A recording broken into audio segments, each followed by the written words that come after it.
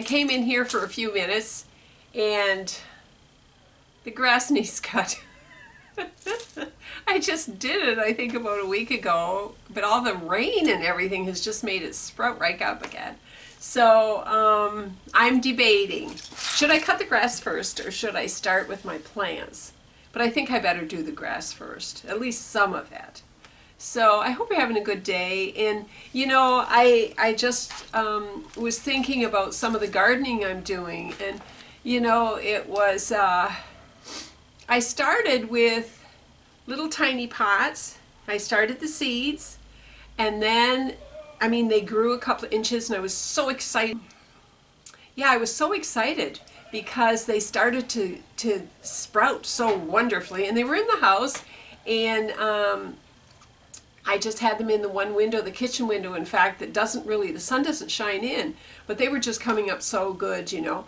And so anyway, what happened was I transplanted them to a pot that I got in the dollar store. I'm going to put a picture of it up here so you can see a real pretty pot. But it was only probably 9 inches, 7 or 9 inches, I'm not sure.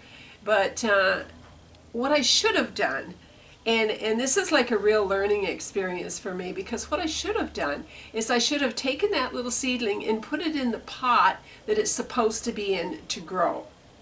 And so yesterday I had transplanted some more, and I had put them in the bigger pots. Then I ran out of the bigger pots. But they're coming, they're coming.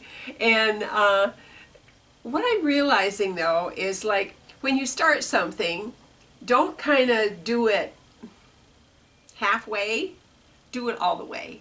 You know, like if I had taken those seeds and I had planted them where they were supposed to grow, they would have probably flourished a lot more than what they're doing right now. But they're doing good. But still, you know, and so I say to myself, that's a lesson for life.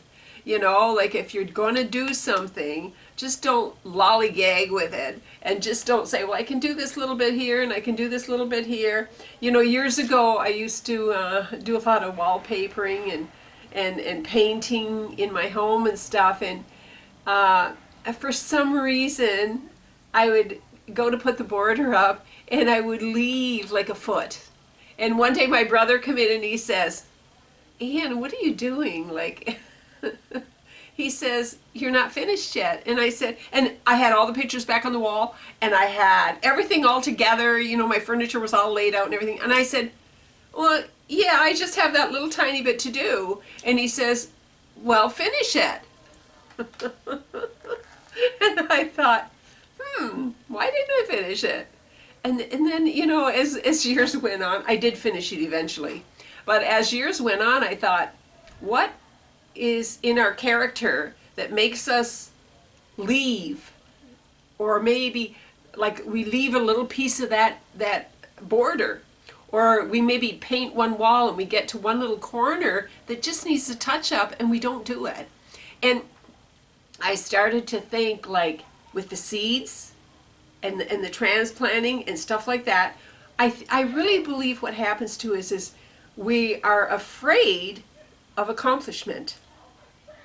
Am I right? If I'm wrong, please, please, please get hold of me and tell me. But we're afraid to say that, you know, we did that and it turned out okay. I was in a terrible relationship for 12 years, and I went through a lot of things. I've got a book out on it right now, but you know, I think what happens to us is we have that low self-esteem. We end up, you know, just afraid to accomplish something, because once it's accomplished, then what do?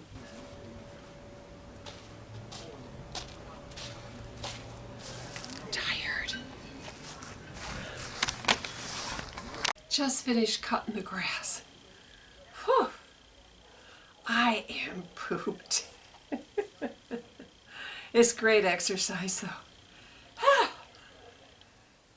Oh, there's always so much to do in the yard.